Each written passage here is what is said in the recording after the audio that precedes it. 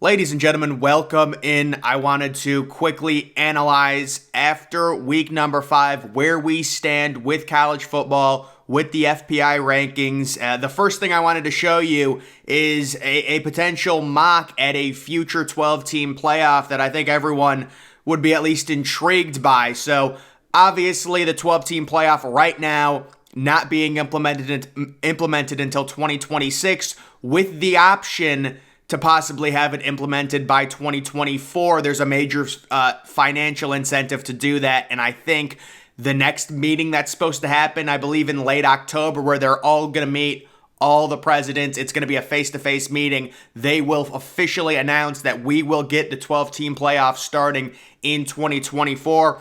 This is just kind of a fun thing to look at. What is the future of college football? You can see the first round matchups with the first 4 seeds getting byes. The 8v9 matchup, Kansas versus Penn State. So that is an on-campus game. So that game would be in Lawrence.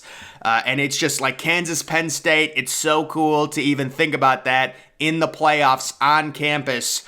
Georgia versus Coastal Carolina.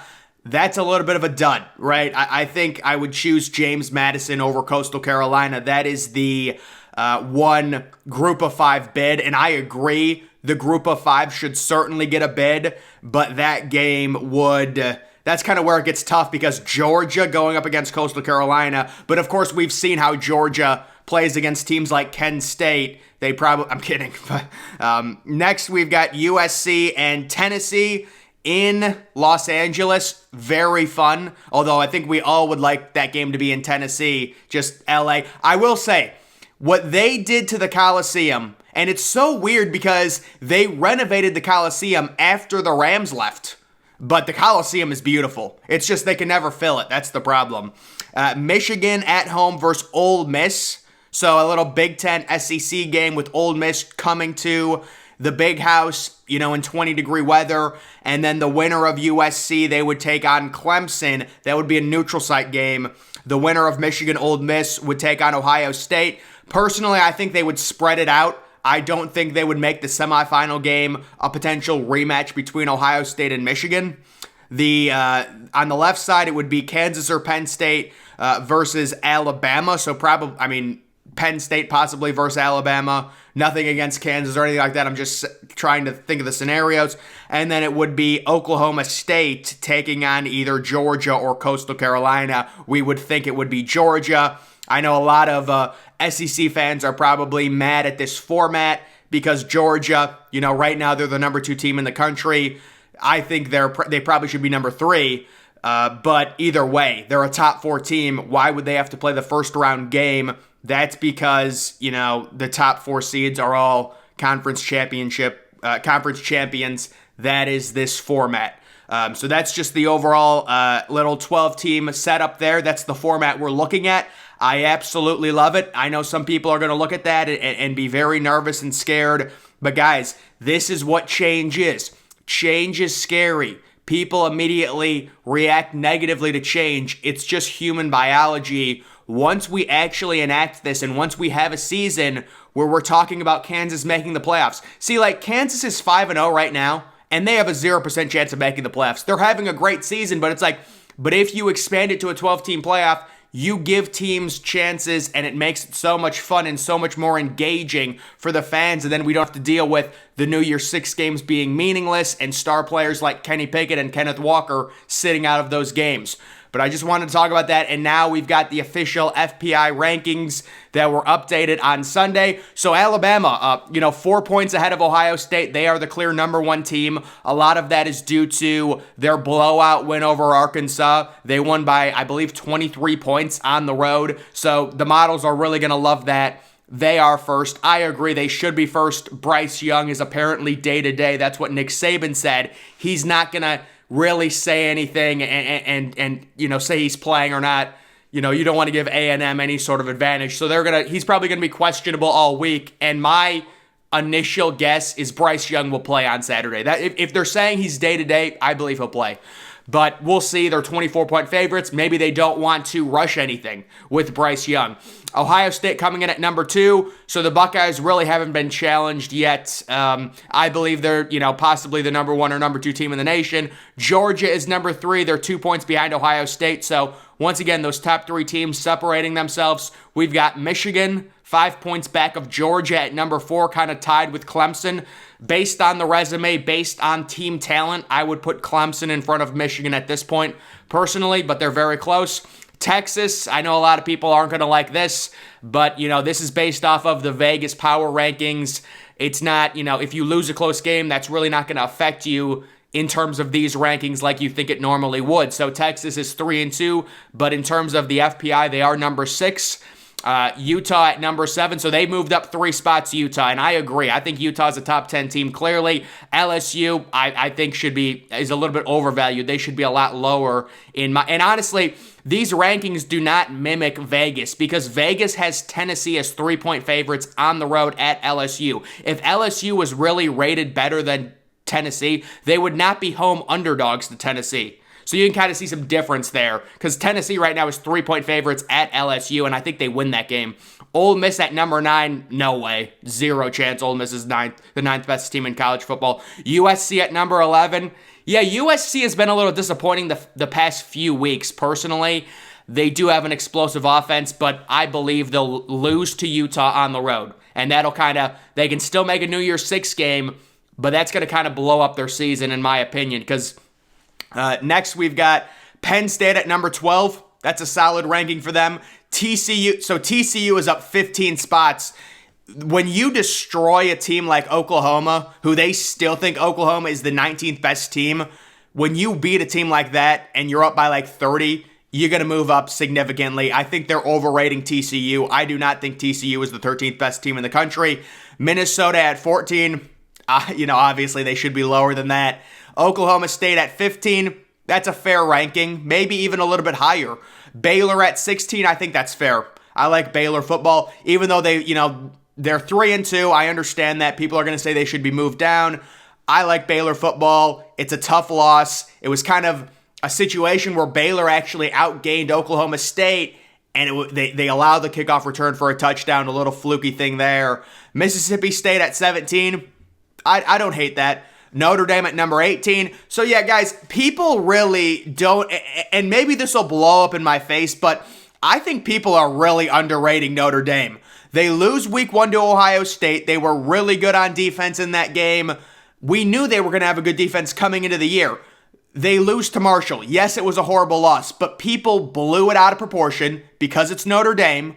They come back and they destroy a good North Carolina team who just destroyed Virginia Tech, by the way. People I wouldn't say it's an overreaction, but like Notre Dame is better than 99% of the casual fans think they are at this point. And I think they beat BYU. People don't realize BYU is trending down right now.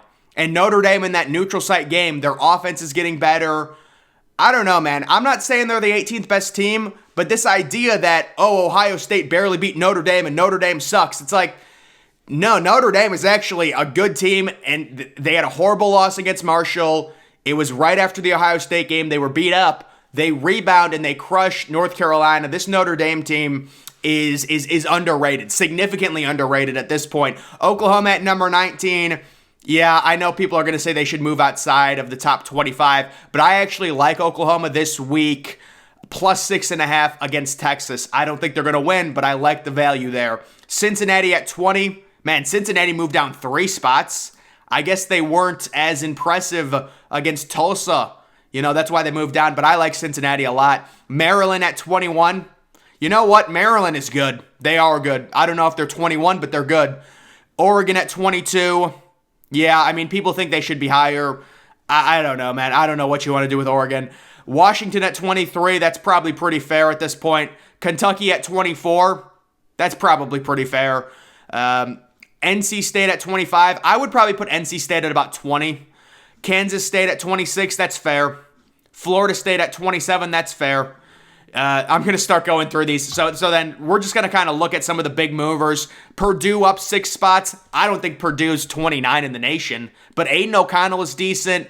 Purdue is really, they lost Milton Wright, and they've been able to replace him. Good for Purdue football, really. Iowa State is down. There's UCLA. They're up to 31. The reason UCLA is not up more is because they played a horrible non-conference schedule. Michigan State is still 32. Guys, Ohio State is about to go into the next stratosphere in terms of FPI points if they beat Michigan State by like 30 on the road. If you're saying Michigan State is the 32nd best team in the nation, and you plug that into an algorithm and Ohio State beats this team by 40 points, obviously Michigan State's going to move down if Ohio State beats them by 30 points, but still, wow. Michigan State is way overranked here. Wake Forest up 13 spots. It's deserving. Wake Forest is probably a top 25 team. Miami should be, outside of the top 50. Syracuse up 5 spots. They appeared in the top 25 poll. Wisconsin down significantly. They got crushed by Illinois. Illinois up. Illinois is still below Wisconsin. Illinois beats Wisconsin by 24 on the road, and they're tied with them. But that's just kind of how these rankings are. North Carolina is a good football team. They are. Pittsburgh should be down more than that. BYU moves down. That's that horrible win against Utah State. Guys, BYU is not as good as you think they are. Oregon State is down 12 spots.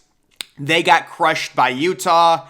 Western Kentucky, it was pretty high. They're down 11 spots after that disappointing loss against Troy. We've got Duke moving up 10 spots. They're 4-1. Duke is 4-1? Is Duke 4? I thought they were 3-2. I don't know about that. Air Force is down 9 spots. California's down 7 spots. Troy moves up after beating Western Kentucky. Toledo is up 11 spots. That's good for Ohio State's non-conference strength of schedule. That's really good. Man, Nebraska is worse than UTSA, Tulsa, Troy. Wow. Virginia is so bad. Oh my God. Army is down 15. San Jose State, shout out to them.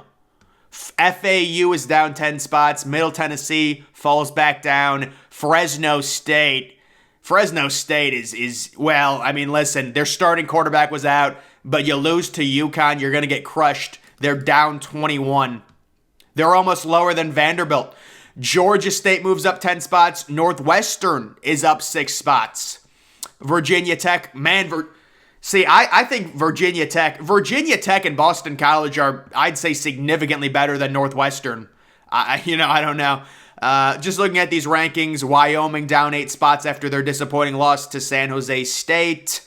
Of course, there's Colorado. They're the worst Power 5 team. They would be underdogs on a neutral field against Ohio, against Temple, against UTEP, against Eastern Michigan, now they would be favorites over Bowling Green. Congratulations, Charlotte. Trust Charlotte football. Colorado State, they had a bye. And then the worst team, so Florida International is still the worst team, but they've made it really close with New Mexico State after that win. Looks like a half a point separates these two teams. UMass is there. Hawaii. Guys, I still think Hawaii is probably the worst team in college football. That's just the kind of the overall FPI rankings here, the overall vibe as we move into week number 6. Guys, make sure you're following me on Twitter. Link to that's always in the description. I'm, of course, the Depressed Ginger. Thank you for watching.